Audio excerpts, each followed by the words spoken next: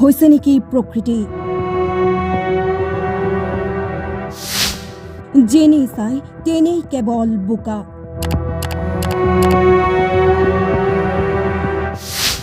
জাজিৰ তলত পোত খাই আছে শ শ লোকৰ ঘৰ।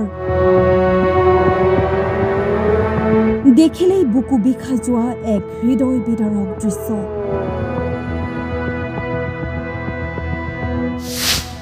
ষাঠি ৭০ বছৰে নেদেখা প্ৰকৃতিৰ সংহাৰত এতিয়া অসহায় জনতা।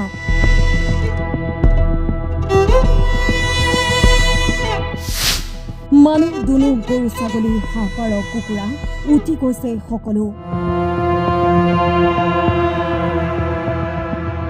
এই পৰ্যন্ত উদ্ধাৰ হৈছে ৪০ জনতকৈ অধিক লোকৰ মৃতদেহ। এই দৃশ্য অসহনীয়, দুখদায়ক। দৃশ্য দেখিলেই চকুলো ওলাই আহিব আপোনাৰ। পূৰ্বে বহিৰাজ্যৰ এনেবোৰ ঘটনাৰ কথা শুনি অহা বা দেখি অহাবোৰ আজি নিজ ঠাইতেই ঘটিবলৈ লৈছে। এয়া ভাষাহীন, অত্যন্ত বেদনাদায়ক। আকৌ কৈছো, ভোগদৈ, দিখৌ আদি নদীৰ পানী বৃদ্ধি পায়েই আছে। নেৰানেপেৰা বৰষুণৰ ফলত হুৰাহুৰে পাহাৰৰ পৰা নামিছে ঢল।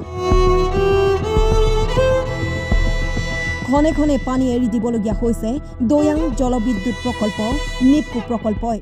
আজিও আমাৰ অলপ চিন্তা এটা হৈ আছে যে যদি নেপকোৱে পানী ৰিলিজ কৰে তেতিয়াহ'লে কিমান আমি ক্ষতিগ্ৰস্ত হ'ব লাগিব।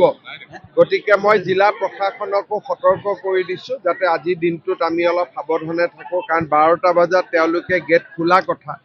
খুলিলে আমাৰ ইয়ালৈকে সৰুপথাৰ আদি অঞ্চলত মাজনিশা পানী আহিব।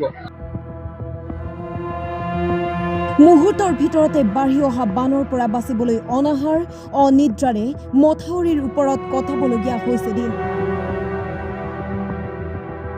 নাই পৰ্যাপ্ত বিদ্যুৎ, নাই পৰ্যাপ্ত খাদ্য, নাই পৰ্যাপ্ত খোৱাপানী। শিশু বৃদ্ধ মহিলাৰ অনাময় ব্যৱস্থাক লৈ চৌপাশে হাহাকাৰ। কি এক দুৰ্বিষহ জীৱন কটাবলগীয়া হৈছে। বান বিভীষিকাৰ এই সময় শীঘ্ৰেই শেষ হওক, পাৰ্য পৰিমাণে সহায় কৰক।